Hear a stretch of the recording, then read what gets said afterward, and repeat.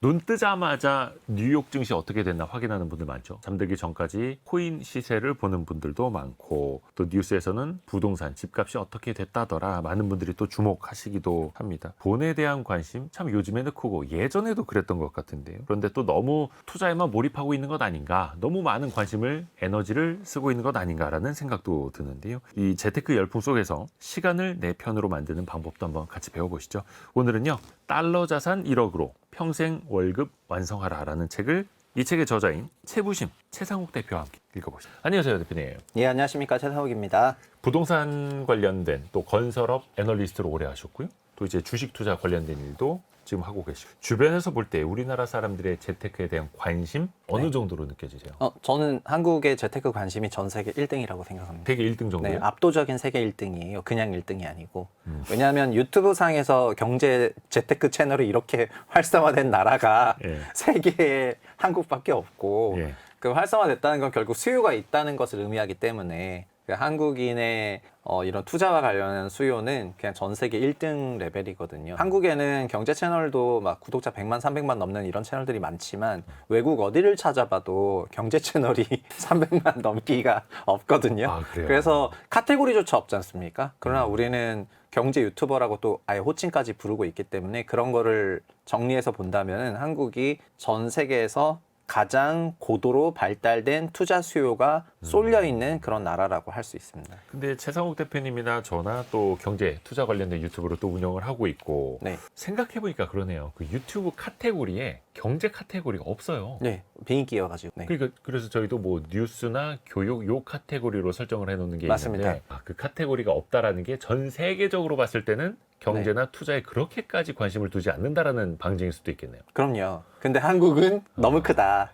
그거 대비해가지고 그만큼 우리나라는 투자와 관련한 수요가 굉장히 많고, 그게 저도 자산운용업에서 오래 일했지만은 구분해서 말씀드리고 싶은 거는 자산운용업은 원래 투자 수요가 필요한 사업이다 보니까 그 생태계에서 활동하는 사람끼리는 약간 섬처럼 작은 그 그룹을 형성하면서 그 안에서 정보들이 왔다 갔다 하는데, 코로나 이후부터 그런 정보들이 개인에게 유출이 되면서 개인들도 그런 정보들을 노출받고, 그리고 지금은 개인과 기관 간에 거의 격차가 없는 수준까지 된 거가 이런 유튜브 채널이 만들어냈던 효과라고 생각을 하고 있는데, 그래서 지금은 전국적인 레벨에서 이런 투자와 관련한 정보들을 각자 소화를 하시고 하다 보니까 이제 그 규모와 강도가 정말 유례 없이 커진 것 같습니다. 특히 우리나라 사람들이 그토록 투자에 관심이 많은, 유독 재테크의 나라가 되는 이유는 어디 있다고 보세요? 돈에 관심 없는 사람들은 없고 전 세계에 네. 다 돈에 관심은 있는데요. 그런데 한국의 경우에는 좀 더 치열한 환경이기 때문인데, 이게 치열하다고 하는 거는 결국 우리나라 사회를 설명하는 여러 말들이 있지만, 작년에 피카오 코리아라는 책을 냈을 때부터 한국은 은퇴 현금 흐름이 너무나 빈약하기 때문에 지금의 40, 50대는 굉장히 공감하실 것 같은데 이중 부양 세대로 불리거든요. 자녀들도 취업문이 좁아가지고 취업이 잘 안 되니까 자녀들도 어느 정도까지 부양을 해야 되고요. 그래서 그런 자녀들을 소위 캥거루족이라 지칭을 하고, 부모의 경우에도 부모를 부양하는 경우들이 있다 보니까 지금의 40, 50대가 이중부양 세대가 됐는데, 이중부양 세대가 되다 보니 현 40, 50대는 더더욱더 돈이 필요한 이제 그런 삶을 살게 되는 과정인 것 같고, 그리고 잘 정리해 보면은 근로 기간은 또 짧거든요. 왜냐면 취직을 좀 늦게 하고, 예전에는 막 20대 후반에 취직했다면 지금은 30 초반에 취직하니까 이미 여기서 5년 차이 나고, 그다음 퇴직은 법적으로는 뭐 61세다, 65세다 이번에 바꿔주면 그렇게 바꿔주겠지만은 사기업 기준으로 실질적인 퇴직 연하는 보통 50대 후반으로 생각하다 보니까 31에서 59까지 생각해 보면은 27, 8년 정도 되는 기간 안에서 은퇴연금 만들고 결혼하고 애 낳고 키우고 그다음에 위아래로 또 부양하고 이런 걸 다 해야 되다 보니까 한정적인 인컴 속에서 이거를 더 불려야 되겠다는 그런 생각이 들 수밖에 없고, 특히 소비로 다 쓰다 보면은 연금이 굉장히 부족한 상황이 되거든요. 한국의 여러 연금들은 집을 사거나 전세를 갈 때 빼쓰다 보면은 이제 퇴직금도 없고 퇴직연금도 없는 경우가 많다 보니까, 그래서 결국은 지금 돈을 불려야 된다는 그 압박감을 상시적으로 느끼고 있다는 게 우리나라 분들이 투자에 대해서 굉장히 좀 내몰리는 그런 상황이 아닌가 이렇게 생각하고 있습니다. 그래서 젊은 세대는 젊은 세대대로, 또 노후가 준비되지 않은 중장년층은 중장년층대로 또 급한 마음에 네. 재테크에 또 과몰입하게 되는 거죠. 네, 그거가 제가 2010년대 중후반에도 그 은행 고객들을 많이 만났 만났었는데 네. 그분들도 보면 은행이 굉장히 안정적인 대기업이고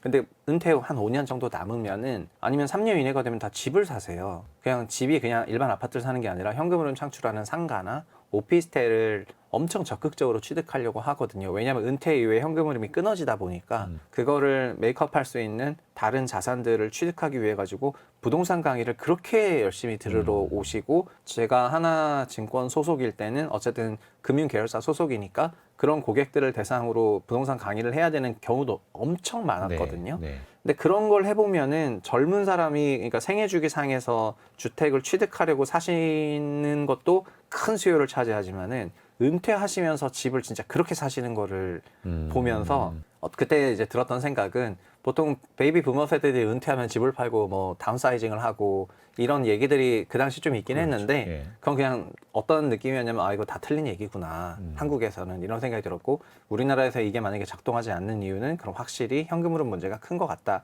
이런 생각을 이제 10수년째 해오던 그런 상황이었습니다. 뭐 조금씩 뭐 변화의 기조가 있긴 합니다. 뭐 주택연금 가입자들 늘고 있고 하는 거 보면 좀 다르기는 합니다만 부동산 이야기 나왔으니까 네. 또 부동산 전문가시니까 이거 좀 여쭤볼게요. 그 이번 정부 들어서 627, 97, 11호 네. 대책이 이제 연달아서 3번 나왔습니다. 그때마다 좀 시장의 상황이 많이 어떻게 바뀌었었나요? 한번 먼저 되짚어보고 또 평가를 해볼까요? 먼저 올해는 그 주택 가격이 상승하는 스파이크가 3번이나 있었고요. 근데 좀 더 긴 시계로 보면 오늘은 약간 긴 시계를 다루니까 우리나라 주택 시장에서 장기 강세라고 하는 3년 이상의 성장률을 상회하는 초과 강세는 86년 실거래가가 공개된 이후부터는 3번인데 85, 89 요즘에 주식 시장에서도 소환하는 그 유명한 85에서 89년이요. 3조 호황 시절. 네, 3조 초호황 시절이요. 예. 그때 주택 가격이 진짜 말 그대로 폭증을 했습니다. 두 번째는 다 아시는 01년, 07년. 01년, 07년은 IMF 끝나고 시중은행이 주택담보대출 처음 열어주면서 가게가 주담대라는 유동성 홍수 속에서 집을 취득을 하고 그리고 이때부터 재건축이 활성화되기 시작을 했고 네. 그리고 IMF 이후였다 보니까 전문직 선호 현상 때문에 학군지 선호가 도드라지기 시작을 해가지고 학군에 대한 밸류가 급격히 올라가면서 소위 지금의 강남권이 이제 원래도 있었지만은 네. 범 강남권으로 대표되는 학군 밀집 지역에 대한 선호도가 구조화되던 시기가 01에서 07년이라고 할 수가 있을 것 같고요. 세 번째는 14년부터 21년인데 박근혜 정부 때부터 공급을 혁신적으로 없애면서 이제 극단적으로 없애면서 공급 부족 속에 시장은 이제 돌아서기 시작하니까 수요 강세가 나타나기 시작을 했고 여러 네. 규제에도 불구하고 결국은 이제 상당한 강세로 결국 코로나까지 이어지면서 대유동성 이제 호황으로 이어졌던 14년부터 21년 요 때가 구조적인 강세장이고 현재는 22년에 금리 상승으로 하락을 했지만 그거에서 회복을 했고 네. 그다음에 완만하게 경제 성장률만큼 가고 있는데 종합적으로는 미시적으로는 그러나 지방 소멸과 수도권 과잉이라는 그 미시적인 쏠림이 22년부터 굉장히 세져가지고 서울 중심으로 주택가격 상승은 이제 굉장한 구조적인 강세장처럼 나오고 있는 흐름이고 네. 지방에 대한 구조적 약세가 있는 미시적으로 완전히 양분화된 시장이거든요. 그래서 이런 상황 속에서 이제 올해를 맞았는데 그래서 올해 서울 강세 기조가 있는 속에서 2월, 3월에 토지거래 허가제 풀고 다시 묶는 그런 해프닝 속에 네. 이제 2, 3월에 완전 상당한 랠리가 한번 있었고요. 그리고 5월, 6월 그 대선하는 과정에서는 대통령이 부동산과 관련해서 세금 정책 쓰지 않겠다 등등 여러 가지 부동산 시장에 우호적인 발언이 있었고 이런 것들이 안도 랠리로 이어졌다고 저는 생각을 하고 있고요. 5, 6월 달에. 그래서 결국 627이 나왔고 6월에 이제 급등했기 때문에 627이 나왔고 그리고 한 2개월 정도 안정적이었다가 97 공급 대책을 보고 나서 시장에서는 97 공급 대책으로 공급이 별로 없다는 건 인식을 한 다음에 9월 둘째 주부터 다시 랠리를 일으키기 시작해가지고 10월 둘째 주에 추석을 끼고 슈퍼 랠리를 갔죠. 주간 0.5까지 갔으니까 한국 역사에서 가장 세게 올라간 겁니다. 추가 규제 나오기 직전에. 네, 그래서 결국 10.15라는 토지거래 허가제를 담은 거래 규제를 낸 거고, 근데 거래 규제는 기업으로 치면은 법인세를 높였다거나 뭐 이런 것이 아니라 그냥 사기 어렵게 만들어 놓은 거고 유동성 규제 한 수준에 불과하기 때문에 이거는 한시적인 정책이거든요. 한시적인 정책인데 결국 시장에서는 뭘 생각하고 있냐면은 두 가지인데요. 하나는 23년부터 시장은 서울과 비서울로 완전 양극화가 되어 있습니다. 근데 이 서울과 비서울로 양극화가 된 근본적인 이유는 22, 3년부터 초저출산과 한국의 이제 2040년대부터의 장기 성장률이 제로로 갈 거라는 그런 우려감이 선반영이 되고 있는 네. 과정에 있어요. 그래서 지방에 있는 자산들을 다 처분하고 서울로 오는 돈들이 너무 많다 보니까 이게 지금 정부의 모토가 부동산에서 주식으로의 머니무브지만은 1차적으로 나타났던 머니무브는 지방에서 서울로의 머니무브가 먼저 나온 거거든요. 그래서 지금 서울 강세가 쫙 이어지고 있는 가운데 정책을 내는 거니까 어떤 정책을 낼 것인지를 이제 10.15 이후에 지켜봐야 되는 그런 상황이고요. 거래 규제는 근본적인 대책이 아니기 때문에 그래서 어떤 대책이 나왔을 때 시장이 좀 안정적으로 갈지 아니면 어떤 대책이 나왔을 때 그냥 현 기조가 계속 이어질지를 간략히 요약하면은 서울로의 머니무브가 있는 거지 않습니까? 네. 한국 부동산 전체로 보면은 결국 지방 소멸이라든가 지방이 건강한 경제로 다시 회복하는 그런 수준의 어떤 정책이라든가 그런 큰 변화가 있지 않는다면은 미시적인 지방 투 서울로의 머니무브는 이어질 거고요. 그러면 서울 부동산 강세는 계속해서 이어질 겁니다. 그런데 지방과 관련해서 어떤 대책이 나올 것이냐가 첫 번째 꼭지고 두 번째는 결국은 이게 부동산을 결국 사게 되니까 보유세 관련한 건데 네. 현재 우리나라 부동산들은 보유 부담이 굉장히 낮다 보니까 보유세를 어떻게 고치겠다는 컨센서스는 있고 그 보유세가 발표되는 수준이 97이랑 비슷한 건데요. 수준이 생각보다 높다면은 정부가 부동산 시장 안정화에 진심이라는 그런 생각과 함께 부동산이 일부 조정받을 수가 있을 것 같고 근데 발표를 했는데 97처럼 생색은 냈는데 근본은 하나도 없는 형태의 정책이 나온다면은 보유세에도 불구하고 결국 이런 머니무브, 서울로의 머니무브를 막을 수는 없구나라는 생각을 할 것이고 시장은 토지거래 허가제가 끝날 때만을 기다리면서 돈을 비축하고 있을 거라고 생각이 되거든요. 공급도 마지막이 공급인데 결국 이 사단은 최근의 사단은 97 공급 대책으로 나온 거기 때문에 97 공급 대책이 공급이 빈약했다는 거를 인정하고 그것을 만회하는 수준의 혁신적인 공급 대책이 있어야지 될 거라고 생각을 하는데요.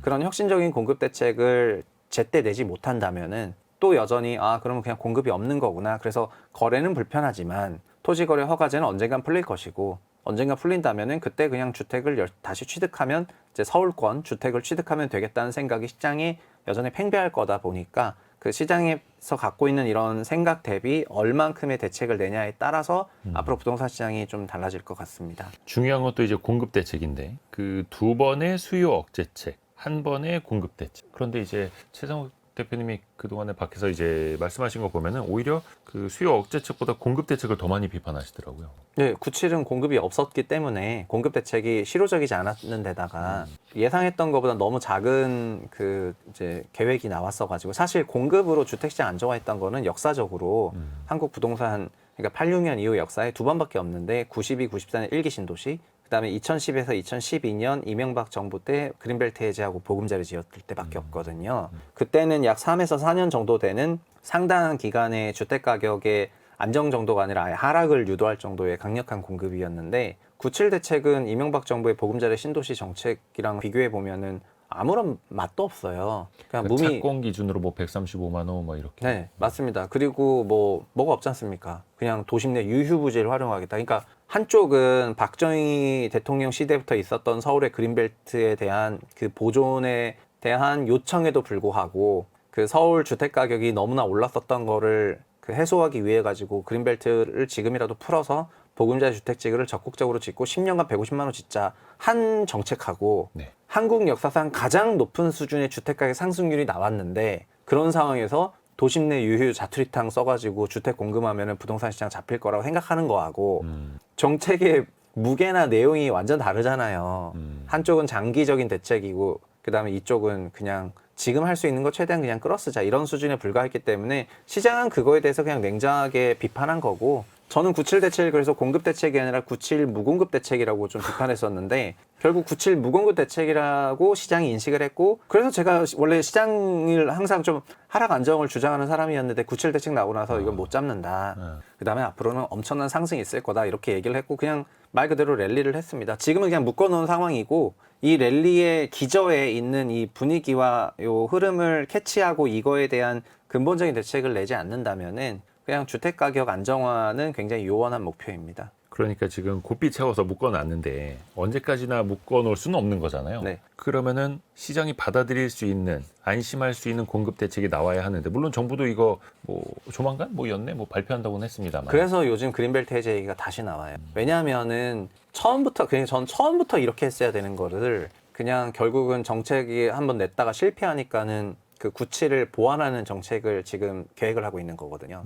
97 대책 냈는데 이제 안 되니까. 6주간 슈퍼랠리 하니까 아 이거 공급이 이대로 안 되겠구나. 그러면은 수단과 방법을 가리지 말고 공급안을 찾아내라라는 얘기가 나오면서 그러면 그린벨트부터 시작해서 국방부 유휴부지부터 시작해서 5만 걸 다 꺼내기 시작한 거거든요. 근데 그 기저의 그 밑에는 이미 97 나오기 전부터 뭔가 근본적인 대책을 내야 되는 그런 상황이라는 인지가 있었어야 된다고 저는 생각을 하고요. 그래서 현재 국토부 관료들이 이런 그러니까 새 정부의 신임 국토부 관료들은 이런 인지 체계가 없다. 굉장히 그냥 평이한 시장처럼 오해하고 있다. 이 지금의 부동산 시장을. 근데 또 이게 강력한 공급 정책이 나오려면 그린벨트 해제 뭐 일부 그런 것뿐만이 아니라 뭐 재건축 재개발에 대한 규제도 풀어야 될 테고 그래서 뭐 재건축 초과이익 환수제 폐지에 대한 여러 가지 이야기가 나오잖아요. 어느 정도까지는 발표가 나와야 시장이 좀 받아들일 것이다. 재건축 재개발의 경우에는 한국 주택시장 역사상 재건축 재개발을 통해서 시장 안정을 달성한 적은 한 번도 없었고 앞으로도 없을 거거든요.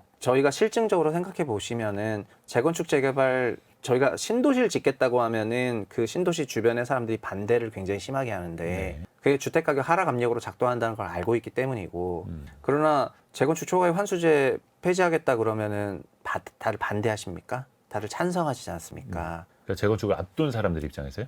네, 그 단지를 갖고 있는 사람들 입장에서 그 네, 옆에도 그렇죠. 마찬가지고 그럼 왜일까요? 주택가격 하락 안정되니까 하락 안정될까봐 쫄아가지고 찬성하는 건 아니지 않습니까? 그건 아니죠. 재건축 초과이익 환수제가 오히려 주택가격 부양에 도움된다는 걸 알고 있으니까는 찬성하는 거지 않습니까? 그러니까 시장은 이미 다 알고 있습니다. 어떤 대책이 주택가격의 하락 안정을 유도하고 어떤 대책이 하락 안정을 유도하는 것처럼 한 페이크 실제 가격 부양 정책인지를 다 알고 있습니다.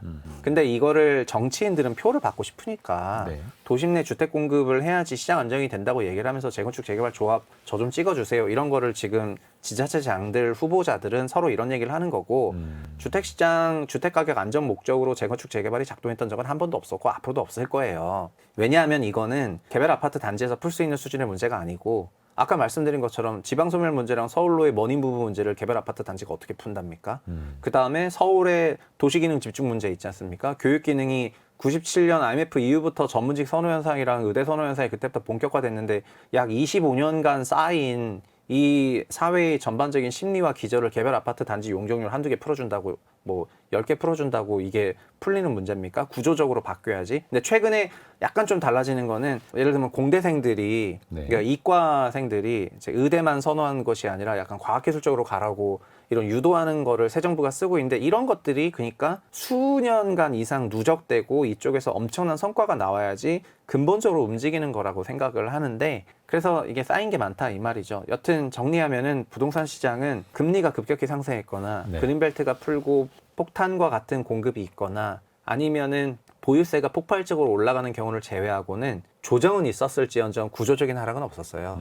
그래서 저는 지금도 한국의 구조적인 하락은 없을 거라고 생각해요. 당분간의 기간에는. 여기서의 당분간은 2035년 정도까지인데 그때까지는 구조적인 하락은 없을 거라고 생각을 하고 다만 안정적으로 이 시장을 끌고 가냐 아니면은 여전히 과열의 상태를 계속 방치하면서 이제 이 부동산으로 돈이 계속 쏠리게 함으로 인해 가지고 역설적으로 돈이 안 도는 부동산은 이제 상당한 유동성을 파킹시켜버리는 효과가 있기 때문에 그게 전체 생산에선 안 좋다 보니까 그런 걸 갈 것이냐의 그냥 갈림길이라고 생각하고 있습니다. 그러게요. 근데 11호 대책 나오고 나서부터는 또 서울 시내에서는 또 거래도 어렵고 지역 같은 경우에는 뭐 매물이 나와도 거래가 잘 안 되는 상황, 막 묶여 있고 그런 상황에서 사람들은 더 지금 답답함을 느낄 것 같아요. 그래서 지금 내 집 마련을 또 준비하시는 분들은 또 네. 어떻게 해야 하는지 이거 참 고민이지 네. 않습니까? 근데 10.15 대책 그 자체는 거래하지 말라는 대책입니다. 그래서 거래량이 감소하는 거는 그냥 대책의 효과가 나타나고 있는 그런 상황이고요. 그리고 10.15는 다음에 나올 걸로 인해서 완성이 되는 것이지 그 자체는 그냥 제 생각에는 아무 의미도 없다고 생각을 해요. 결국 거래를 어렵게 만든다는 것은 시장 가격을 조정하는 것이 아니라 그냥 말 그대로 그냥 거래량이 감소하는 거에 불과하지 않습니까? 네. 시장 가격이라는 거는 저희가 주식으로 비유하더라도 결국 이익이 좋아지든 아니면은 여러 가지 구조적으로 그 해자가 커지든 이런 여러 가지 요인들이 작동이 되는 건데 그 근본을 건들지 않고 거래만 어렵게 말 그대로 그냥 증권사 어플이 한국에 있는 모든 증권사 어플이 한 달 동안 그냥 다 꺼진다.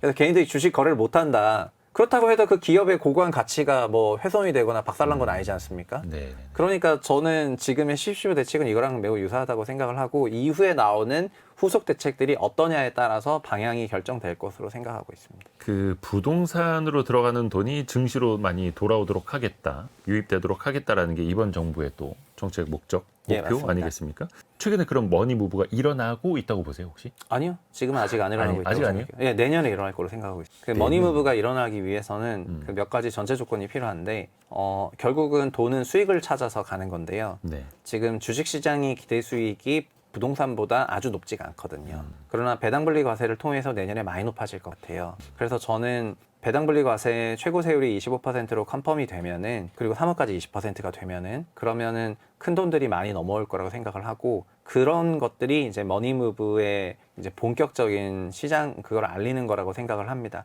다만 최근에 정성적으로는 어떤 여유 자금이 생겼을 때 예전에는 뭐 살 부동산이 없는지를 좀 서칭을 많이 하셨다면은 지금은 그거를 주식으로 돌릴까라는 고민을 하는 사람이 주변에 많아진 것을 보면은 그 기반은 마련이 됐다고 생각하거든요. 올해 제 주식이 굉장히 좋았고 그다음에 새 정부가 주식시장을 민다는 거를 다 알고 있는 상황이고 그리고 국장뿐만 아니라 이제 해외 주식시장도 지난 10년간 내내 좋았었기 때문에 이제 한국에서 외국으로 계좌 이민을 가시는 분들은 자발적으로 이미 많이 늘어난 상태였는데 근데 부동산이 크게 올랐기 때문에 그러면서도 뭔가 이제 브레이크가 밟혔던 것 같거든요. 그런데 내년에는 국장으로의 머니무브가 조금 있을 거라는 생각이 드는 것이 배당분리과세 제도가 통과하게 되면은 그런 부분으로 인해서 결국 주식시장의 기대 수익률이 지금보다 훨씬 높아지니까 그런 걸 감안하면은 구조적으로 큰 돈들이 올 거라고 생각하고 특히 부동산 건물 쪽에서 이제 그 대체 투자 쪽 4년 정도 그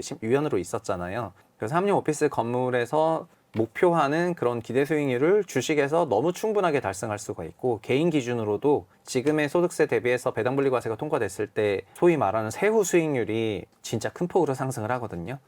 그러면은 정말 큰 건물 팔아서 올 수 있겠다 이런 생각이 이제 들어가지고 머니 무브는 내년에 있을 거로 생각을 하고 있습니다. 건물을 갖고 있는 것보다 차라리 주식에 투자해서 배당을 받는 게 기대 수익률이 더 클 것이다. 네. 이 방향으로 또 특히 내년에 갈 수 있다는 네, 거. 맞습니다. 같이 읽고 있는 책은 달러 자산 1억으로 평생 월급 완성하라라는 이야기인데 네. 사실 이 책은 부동산 이야기보다는 금융 투자 이야기가 더 많아요, 그렇죠? 네, 그 제목처럼 국내 자산을 다루기보다는 해외 자산을 다루는 책이고요. 그리고 국내 자산을 다루기보다 해외를 다루는 이유는 이미 우리나라에서 머니무브가 지방투 서울로 일어나고 있잖아요. 네. 지방투 서울로 일어나는 근본적인 이유를 지방 입장에서 보자면은 지방의 장기 성장률에 대한 신뢰가 좀 내려가고 있는 거지 않습니까? 근데 지금은 상대적으로 서울을 포함하는 그 수도권에 대한 장기 성장의 전망이 좋은 거고요. 그런데 시계열을 더 길게 뒤로 빼면은 수도권에 대한 장기 성장률 전망도 내려가거든요. 그러면은 그때는 어디로 가야 되냐는 건데 결국 그때는 이제 외국으로 가야 되는 건데 저희가 단기에 투자하는 뭐 개인이 직접적으로 투자하는 그런 투자 계좌 같은 경우에는 이런 장기적인 시계열을 미리 반영할 필요는 없지만은 저희가 연금성 계좌라고 하는 것들이 있잖아요. 네. 개인연금과 관련한 연금저축펀드 같은 거, 그리고 그다음에 퇴직연금과 관련한 IRP 이런 것들의 연금성 자산들은 지금 40대라 하더라도 20년 이상 투자하는 거고 30대면 30년 이상 투자하는 거기 때문에 이런 형태의 자산들은 지금 해외로 이미 가야지 돼요. 그래서 저는 연금성 자산들은 해외 비중을 좀 높여놔라. 그런 이론 체계하고 그 왜 그런지를 좀 다뤘고 그다음에 어떤 방식으로 하면 좋은지를 다뤘고요. 그리고 제가 달러 자산 1억이라고 한 건 달러 자산이라고 한 거는 그런 맥락에서 다룬 거고요. 장기성 연금성 자산은 달러 자산으로 채워두는 것이 좋다. 그다음에 1억이라는 금액은 지금 그 1억이 60대 1억과 30대 1억은 가치가 다르지 않습니까? 내 책에서는 편의상 45세 기준 1억이거든요. 네, 그래서 45세 이하인데 이미 1억이 있으신 분들은 저는 감히 말씀드리는데 그분은 재테크 끝났어요. 그러니까 은퇴 현금 흐름이 끝났다고 생각이 되고요. 왜냐하면은 20년간 복리 투자를 했을 때 그 완성되는 미래의 명목 금액이 저희가 생각했던 금액보다 훨씬 크거든요. 게다가 요새는 다 환율을 공감하시겠지만 올해 시작할 때만 해도 1,480원, 1,430원이었는데 연말 정도가 되니까 결국은 1,450원이 중단이고 그러니까 1,430원 기준으로 아니면 50원 기준으로 플러스 마이너스 2%를 잡아야 되고 이런 시대가 됐는데 연마다 이제 장기 우리나라의 미래 성장률에 대한 할인이 존재함으로 인해서 환율이 약해질 것 같고 그러면은 환율이 올라갈 것 같은데 그런 부분이 결국 달러 자산을 갖고 있으면 다 해지가 되는 부분이기 때문에 장기성 자금에 대해서는 이제 이렇게 하시면 될 것 같습니다. 저는 그래서 책에서 개인형 IRP 같은 거나 연금저축펀드에 연간 1,800만 원씩 넣을 수 있는데 그 1,800만 원을 20년간 복리 투자하게 되면은 그게 한 8억 3천만 원 정도 되는 돈이고 10% 정도 복리 투자하게 되면은 10억 5천 정도 되는데 10% 투자가 말이 되냐 이렇게 하는데 S&P는 장기로 9% 수익률을 줬고 환은 연 2%씩 약해지고 있기 때문에 제 실질 계산은 11%가 넘을 것 같은데 그러면 이제 거의 한 12억 가까운 돈이 되거든요. 그러면은 그 정도 되는 돈을 20년만 굴려도 지금 빵원이어도 그게 된다는 건데 그렇게 돌리고 나서 저희가 7%만 찾았어도 8%는 돌아가니까 그 돈은 영구히 성장하는 자산이 되거든요. 그래서 그런 방식으로 장기 복리 투자를 하시는 거를 그 방법론이나 아니면 그런 숫자들을 제 책에다가 좀 실었습니다. 그래서 특히 연금성 자산, 더 훗날을 준비하는 자산일수록 해외 비중을 높여야 된다라는 거고 이것도 어쩔 수 없는 머니 무브를 우리가 준비를 해야 된다라는 그런 취지. 네. 또 많은 분들이 그래서 미국의 그 지수형 ETF, 네. S&P 500이나 나스닥 네. 관련된 ETF 많이들 투자하시잖아요. 네. 그게 그냥 가장 간명한 방법이라고 보세요. 가장 간단한데 앞으로 저는 그런 지수형 ETF, 소위 패시브 ETF를 그냥 그대로 사실 필요는 없다고 생각을 하고요. 그냥 지수만 따라가는 것보다는 네. 그러면요.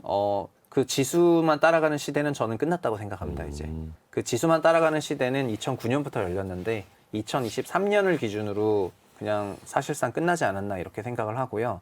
그 이전에 그러니까 패시브 이전에 시대가 있었다는 거잖아요. 09년부터 지수 시대가 열렸으니까. 그러면은 2009년부터 블랙락, 뱅가드, 스테이스트리트, 인베스코 이런 회사들이 등장하기 전에는 무슨 시대였냐라고 하면은 말 그대로 이거 뭐 중국의 역사를 다루는 것도 아니고 그 소위 액티브의 시대였거든요. 네. 대액티브의 시대였습니다. 그래서 저희가 알고 있는 그런 유명한 액티브 펀드들이 굉장히 유명했었다가 리먼 사태 이후로 펀드에 대한 신뢰가 깨지면서 지수형 ETF 시대가 열렸고 근데 23년부터 저는 다시 이런 액티브의 시대가 열렸는데 그래서 앞으로도 액티브의 시대가 계속해서 이어질 거라고 생각을 하고 있습니다. 근데 지수를 따라가는 게 안 좋다 이런 것이 아니라 과거에는 지수를 따라가도 그것이 곧 초과 수익을 의미했는데요. 지금은 지수를 따라가는 것은 절대 초과 수익을 낼 수 없다고 생각을 하고 있습니다. 그 초과 수익이라는 게 사실은 이제 벤치마크라고 하는 그 지수가 추종하는 것 대비 초과 수익을 말할 수도 있겠고 네. 아니면 뭐 국내에 투자하는 것 대비 뭐 미국 시장에 더 초과 수익을 낼 수 있다 뭐 여러 가지로 볼 수 있겠습니다만 예, 결국은 기준 대비 초과하면은 초과 수익인데 그러니까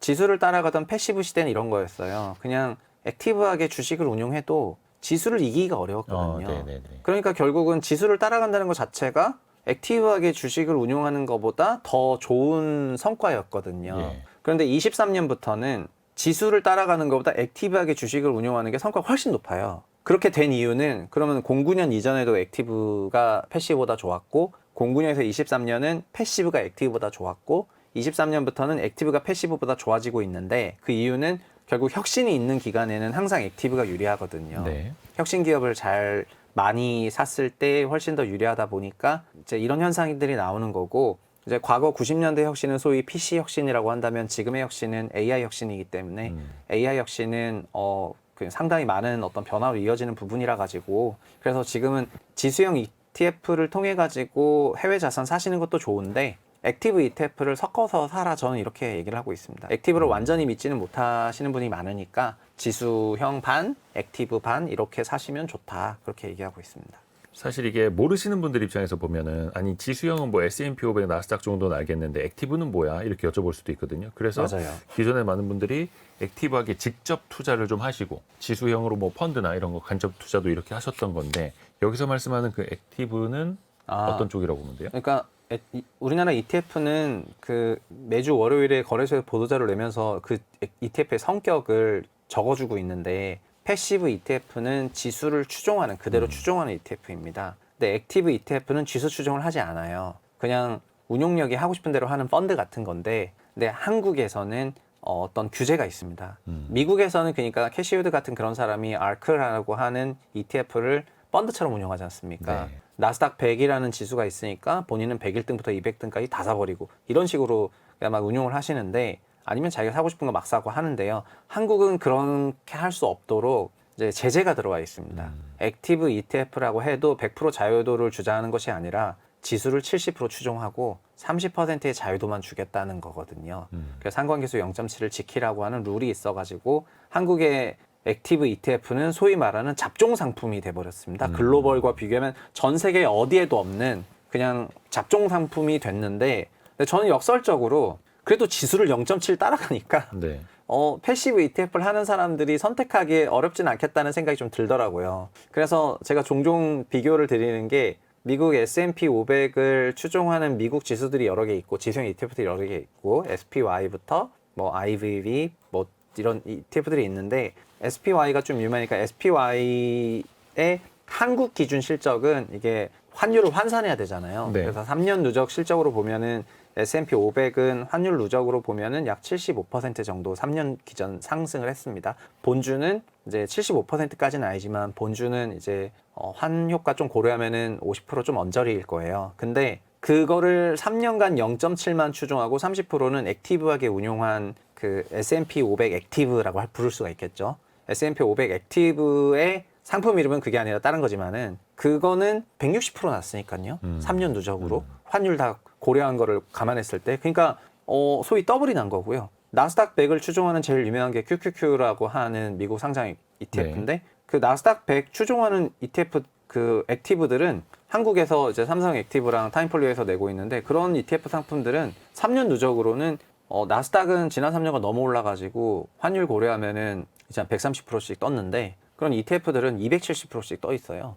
그래서 10,000원에 출시한 게 지금 37,000원 뭐 이런 거예요. 그러니까 3년 전에 어차피 ETF 출시할 때 10,000원에 출시하는데 네. 지금 3만 원 후반이라는 거는, 얼마 전에 거의 4만 원이었는데, 그러니까 39,000원이라는 거는 그러면은 플러스 290% 났다는 거니까 그런 엄청난 성과가 났거든요. 물론 나스닥 지수도 15년 전에는 10,000원이었는데 지금 환율 고려한 나스닥 지수는 15만 원이 넘고 있습니다. 그러니까 15년 전과 비교해 보면은 이것도 15배 이상 올라갔다는 거기 때문에 엄청난 상승이 있었는데, 이것만 갖고 있어도 좋지만 이거를 액티브로 갖고 있다면은 15만 원이랑 30만 원 됐다는 거니까, 그럼 10,000원이 30만 원 됐다는 거니까 15년 기준으로요. 그러면은 이런 거가 장기 투자와 복리 투자의 효용을 극대화하는 거라 가지고, 연금성 펀드에는 과세이연 효과가 있으니까 그런 거를 이런 데다가 담아두시면은 아마 상당한 효과가 있을 거로 생각합니다. 지수를 더 앞설 수 있는 방식으로 같이 또 절반 정도는 네. 버무려야 한다. 네. 라는 말씀이시고. 네. 근데 이제 책에서도 좀 뼈 때리는 말씀을 많이 좀 하시는데, 물론 평소에도 그런 말씀 많이 하십니다만, 주식 공부해야 한다. 이 공부해야 한다라는 걸 또 가스라이팅이라고 표현을 하세요. 네. 저는 주식 공부를 개인이 하는 거가 예. 그게 필요한 사람이 있고 필요하지 않은 사람이 있는데, 필요하지 않은 사람도 필요하다고 가스라이팅 당하고 있다고 생각을 하고 있어가지고. 필요하지 않은 사람까지. 예. 아까 말씀드린 것처럼 주식 공부는 이제 주식을 업으로 하고 있는 사람들이나 주식을 업으로 하고 있는 산업과 유관인 사람들은 공부할 필요가 굉장히 있다고 생각을 해야죠. 하고, 이제 이건 자기 일이니까요. 그러나 주식과 하등 무관한 뭐 개발에 있다거나 반도체 회사를 다닌다거나 자동차 회사를 다닌다거나 공공기관 다닌다거나 이런 사람들도 요즘에 너무나 주식 공부를 깊게 하시는 것 같거든요. 그래서 주식 공부는, 근데 역설적으로 잘 생각해 보면은 이쪽은 그 소위 금융회사로 대표되는 주식 자산운용업에 있는 사람들은 그 공부의 강도와 깊이와 쏟는 시간 자체가 소위 100만 시간 이론처럼 쏟잖아요. 그러니까 1만 시간 이상을 쏟아붓는 거잖아요. 그 1만 시간 이론처럼 뭐 하나의 네. 전문가가 되려면 10,000시간 이상 연습하라 이런 거. 어느 정도냐면은 아침 6시부터 출근해가지고 하루 종일 세미나를 제 기준으로 하루에 6개에서 7개의 세미나를 소화했는데, 그걸 듣는 사람들은 펀드 매니저들이고, 펀드 매니저는 저와 같은 애널리스트를 600명을 알고 있는데 그 600명의 애널리스트들을 주기적으로 계속 불러가지고 하루 종일 세미나를 듣고 인하우스 리서처들의 리서치 의견도 받고 자기들끼리 저녁에 또 회의를 하는 거를 10수년 넘게 해왔는데, 이게 소위 풀데이를요. 네. 직장인들의 경우에는 그런 수준의 그 접근이 어렵지 않습니까? 그렇다면은 결국은 어떤 전문성이 있는 사람들의 전문성을 조금 맡기면 되는데, 마치 비유하자면은 저희가 버스 운전 배운다면 할 수 있지만 못하니까, 그러니까 그 운전을 하는 것보다는 버스비 내고 버스 타는 게 더 편한 것처럼 결국은 어떤 서비스 전문성은 그냥 비용 내고 거기 그냥 타면은 되게 되거든요. 근데 우리나라 금융상품 비용은 싸요. 심지어 부동산 중개만 해도 0.5% 받는데 이제 이런 액티브 ETF는 돈을 불려주는데, 그러니까 중개는 내가 사겠다는 거 너 팔 거 중개해 주세요. 중개만 해도 0.5를 받는데 ETF들은 돈을 불려주는데도 0.5를 받잖아요. 네, 네. 그러니까 이거는 제가 생각할 때는 진짜 싼 서비스업이거든요. 한국에 이런 상품이 있다는 게 저 개인적으로는 축복이라고 생각하고 있는데, 근데 잘 생각해 보시면은 결국 그냥 수수료를 내고 그냥 좋은 상품을 사면은 되고 그 좋은 상품을 운용하는 사람들의 실력을 믿으면 되는데, 제가 패시브 ETF가 갖고 있는 좀 단점이 뭐라고 생각하냐면은 패시브 ETF들은 지수를 복제만 하다 보니까 그냥 그 어떤 능동적인 대응이 없고 그냥 그대로 가만히 내깔려 놓으면 되는 거거든요. 네. 상품 기획하고 출시하고 그냥 가만히 있으면 되는 겁니다. 지수가 복제가 되고 있으니까. 그러나 과거의 펀드나 지금 액티브 ETF나 액티브 펀드 같은 경우에는 그 운용력이 그 상황에 따라서 대응을 하거든요. 근데 그 운용력을 못 믿는 거죠. 시장에선 잘 못 믿고 있는 건데. 내가 하면 더 잘할 것 같은데 이런 거죠. 맞습니다. 근데 한두 개의 개별 기업은 더 잘하실 수가 있습니다. 개인들이. 이걸 저는 운전으로 비유하는데 자기 동네, 자기 아파트 주변의 길은 자기가 제일 잘합니다. 그렇죠. 그러면 그분은 그 차는 자가용 타시면 될 거예요. 그러나 내가 모르는 동네 아니면 고속도로나 모르는 길을 가게 될 때 내비를 의존하지 않습니까?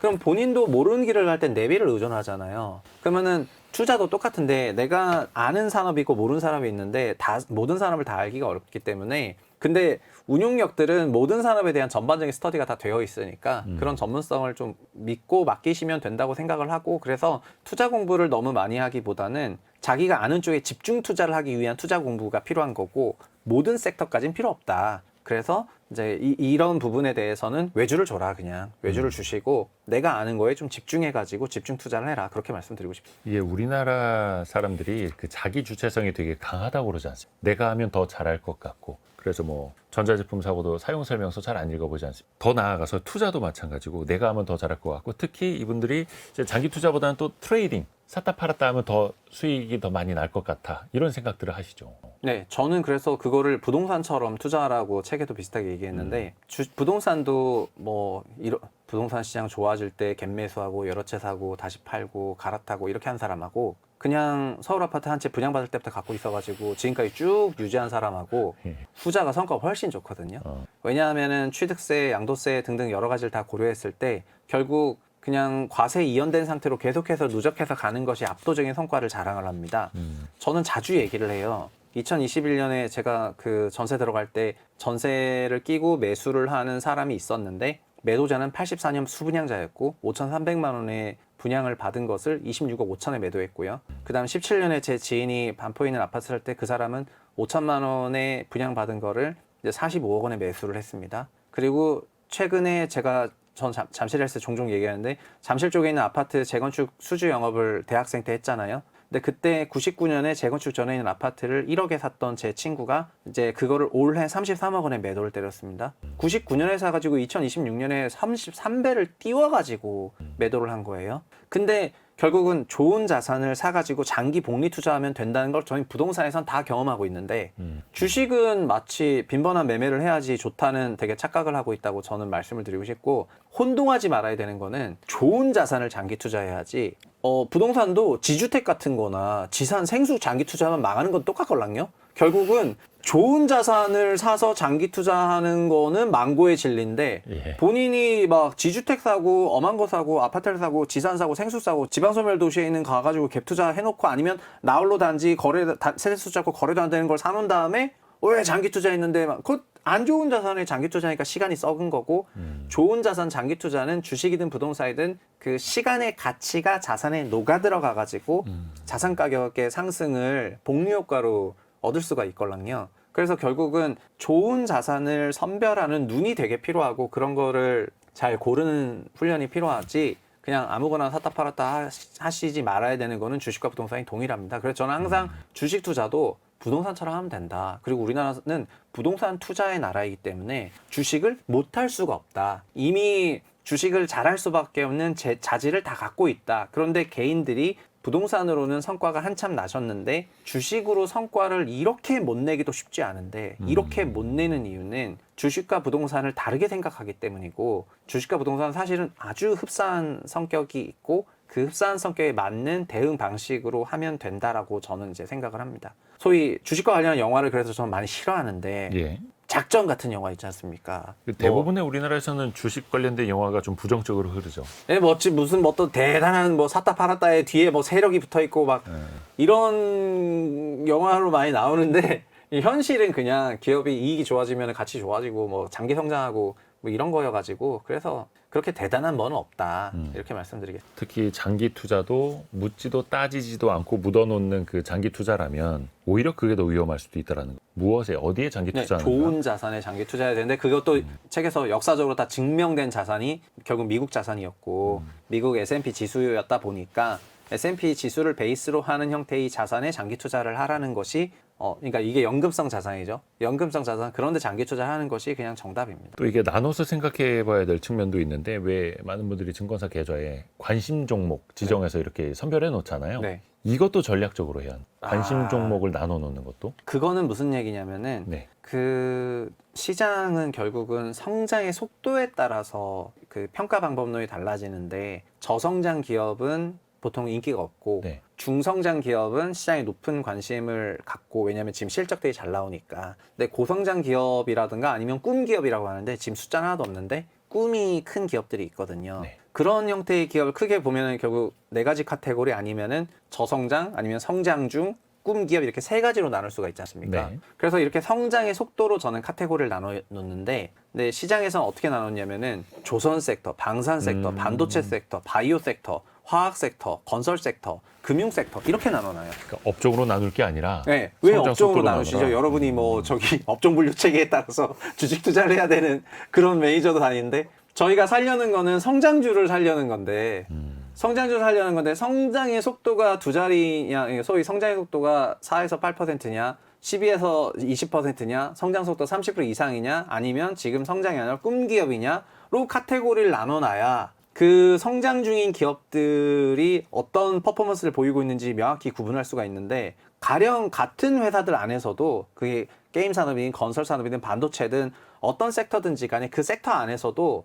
주가는 굉장히 스윙이 심하거든요. 네. 그 편차가 심합니다. 그런데 그런 편차가 무시돼 왔죠. 패시브의 시대에는. 그냥 어차피 지수가 다 똑같이 사니까 무시돼 왔는데 액티브의 시대로 가면 갈수록 이런 겁니다. 엔비디아 지난 5년간 엔비디아 갖고 있는 펀드랑 갖고 있지 않은 펀드랑 성과 차이가 막대하게 나고요. 그렇죠. 그냥 엔비 팔란티아를 포함한 그런 AI 묻은 기업들을 갖고 있냐 안 갖고 있냐는 엄청난 성과 차이가 나는데 그 엄청난 성과 차이는 결국은 좋은 기업을 더 많이 갖고 있으면 좋은 것 그리고 올해 코스피도 똑같습니다. 올해 코스피도 지수가 어마어마하게 올랐지만은 네. 결국 근본적으로 삼성전자 하이닉스 없는 사람은 다 언더퍼폼이거든요. 삼성전자 하이닉스가 완전히 많지 않으면은 지수 올라간 것만큼 못 따라간 데가 많아가지고 그렇죠. 펀드도 많이 졌어요. 예. 근데 역설적으로 삼성전자 하이닉스를 많이 갖고 있었던 데들은 상대적으로 성과가 되게 양호했고 그렇다 그 얘기는 지금 시대는 다시 약간 액티브의 시대로 변하고 있는데 그냥 지수만 갖고 있어도 좋다는 걸 넘어서 가지고 좋은 기업들을 선별하는 그런 능력들이 필요한 시대로 점점 가고 있고 그래서 과거처럼 그냥 지수만 이렇게 사는 게 아니라 내년은 더 그럴 것 같은데요.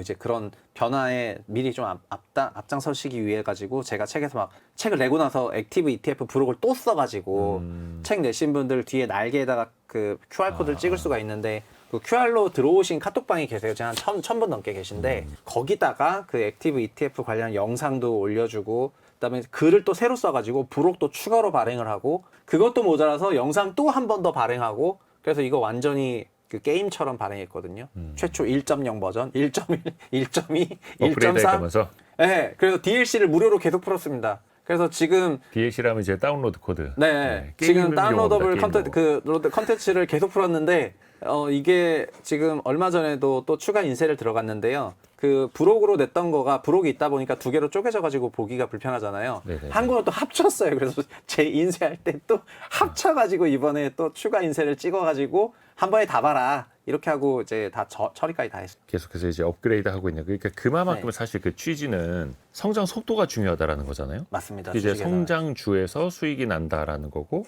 또 사실은 이제 성장주는 성장의 속도가 늦춰지지 않는가를 또 면밀히 관찰해야 하는 네. 거고요. 그래서 또 그게 어려우면은 그냥 액티브 ETF 네, 형식으로 맞습니다. 투자를 하라. 그걸 이렇게 말씀해 주시는 항상 거고. 직업적으로 그걸 하고 있는 사람들이 있으니까요. 이쯤에서 최근에 그 환율 이야기랑 좀 맞닿아 있는 측면인데 최근에 원달러 환율이 1,450원 넘어서 60원 뭐 이렇게 또 어디까지 갈지는 모르겠으나 물이 반잔 차이는 걸 보고 또 관점에 따라서 다르기도 해요. 어떤 분들은 우리나라 투자 자금이 계속해서 해외로 빠져나가니까 이거 너무 부정적이다. 또 어떤 분들은 밖에서 결국에는 벌어올 돈들이다 네. 라고 보거든요. 대표님은 어떻게 생각을 하세요? 빠져나간 것 자체는 1년 단위로 결산하는 한국 성장률에는 부정적이죠. 근데 결국 돌아올 거니까 장기적으로 보자면은 그냥 권장할 만한 상황입니다. 근데 결국은 지금 환율 상승 요인이 이게 서학개미의 그 위력이 너무 세서 이렇게 환율의 상승 압력을 영구적으로 주고 있다는 게 굉장히 의식해야 되는 부분이라고 생각을 하는데요. 월 단위로 우리나라의 해외 주식 직접 투자액이 60억 불 이상인데 이거는 무역 수지 흑자 규모의 약간 그 수준에 육박하거든요. 한국 전체 산업의 무역 수지 흑자 규모가 지금 800 몇십억 불인데 지금 월 60억 불씩 따라가고 있으니까 거의 부틀락 말락이고, 그래서 미래에는 개인들이 미국 주식을 더 많이 한다 그러면은 이게 넘어버릴 것 같아요. 그러니까 무역으로 벌어들이는 돈만큼이 해외로 빠져나가고 있다. 근데 그게 네. 단순 유출이 아니라 어찌됐든 투자 성격이라는 네, 거. 투자 성격으로 구조적으로 빠져나가는 거죠. 그래서 네. 저는 그러면 우리나라 국장 완전 매력적으로 만들어서 외국인들이 그냥 한국에 막 매월 40억 불씩 계속 들어오면은 네. 그래도 어느 정도 좀 메이크업이 되겠다 이렇게 생각하고 있는데, 여튼 이런 기조는 추세적으로 나올 거고요. 전 종종 책에서도 그런 얘기를 담았지만 일본도 90년대 92, 93년에 소위 일본 경제가 터졌을 때 그때 일본에도 여러 논란이 있었어요. 지금 해외로 나가야 된다, 아니다, 일본에 있어야 된다라는 논란이 있었는데 늦게 나가면 나갈수록 결국 환전 금액이 작았습니다. 그 시기에 미리 나가 있는 것이 훨씬 좋았었걸랑요. 그러니까 좀 늦게 나갔을 때 환율이 좀 불리했다는 거죠. 네, 맞습니다. 같은 금액을 하려면은 만약에 우리나라로 치면은 지금 1,450원일 때 1달러 사는 거하고 나중에 1,650원 돼서 1달러 사는 거하고 뒤에가 불리하니까 지금 기준으로 환율이 1,450원 너무 높지 않아요라고 할 수 있는데, 단기 환율은 저도 잘 모르겠고 단기는 전망 자체가 어렵지만은 환이 이렇게 약세가 되는 배경에는 구조적인 원화 유출 압력이 있고, 그 다음에 아까 지방과 수도권에 대해서 얘기했지만 수도권에 2045년 이후에 그 성장률 제로와 마이너스로 내려간다는 그런 모형들이 다 있다 보니까 그대로 꼭 간다는 보장은 없지만 어쨌든 그런 부분을 반영하고 있는 거거든요. 한국이 제로 성장, 마이너스 성장으로 가는구나. 그러면은 20, 30년 이상의 장기성, 연금성 자금들은 뒤로 좀 빼놔야 되겠다. 이러면서 외국으로 가는 거거든요. 그래서 이걸 막으려면은 결국은 이거는 개인들이 막는 것이 아니라 2, 3년 이상의 장기 성장에 대한 어떤 모델을 보여줘야 되는 부분이라고 생각을 하고,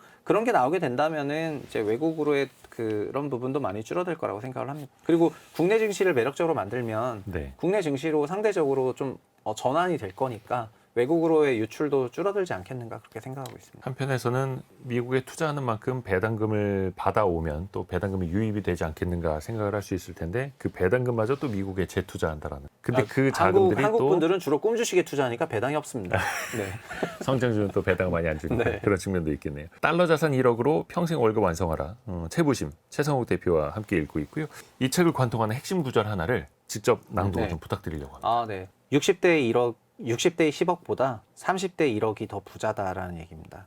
저희가 그 은퇴를 할 때 몇 억이 있어야 은퇴할 수 있다 이런 얘기를 되게 많이 하시는데, 그리고 몇 억이 있어야 상위 10% 부자다, 몇 억이 있어야 상위 몇 퍼센트 부자다 이런 얘기를 하시는데 거기에는 나이가 빠져 있습니다. 그래서 사실 제일 중요한 비교 기준은 본인 연령이어야 된다고 생각을 하거든요. 근데 막말로 30대에 30살 정도 됐을 때 진짜 1억 정도를 모았다면은 그분은 정말 60대 10억을 모은 것보다 훨씬 큰 포텐셜이 있다고 바로 느낌이 오지 않습니까? 네네. 그런 것처럼 그 절대적인 금액 자체만 왜 나한테 지금 그 금액이 없지? 이렇게 생각하시지 말고 장기 복리 투자와 장기 성장 자산에다가 그냥 시간을 투입하게 되시면은 결국 그 연령이 됐을 때 그 돈 이상이 달성이 될 거거든요. 그래서 많은 30대, 40대 분들이 지금의 50대, 60대 분들과 금액을 명목 단위로 그냥 애플 투 애플로 비교를 하면서 내가 돈을 덜 모았다고 생각하지 마시고 그냥 그게 한 4답을 5답을 차이가 나도 내가 더 많다고 생각하시는 게 저는 맞다고 생각을 하고요.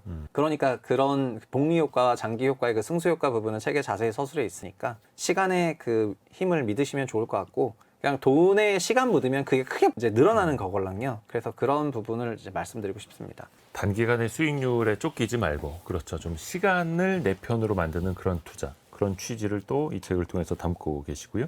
오늘 별책부록은 커넥티드 그라운드 최상욱 대표와 달러 자산 1억으로 평생 월급 완성하라를 함께 읽어봤습니다. 도움 말씀 고맙습니다. 예, 감사합니다. 감사합니다.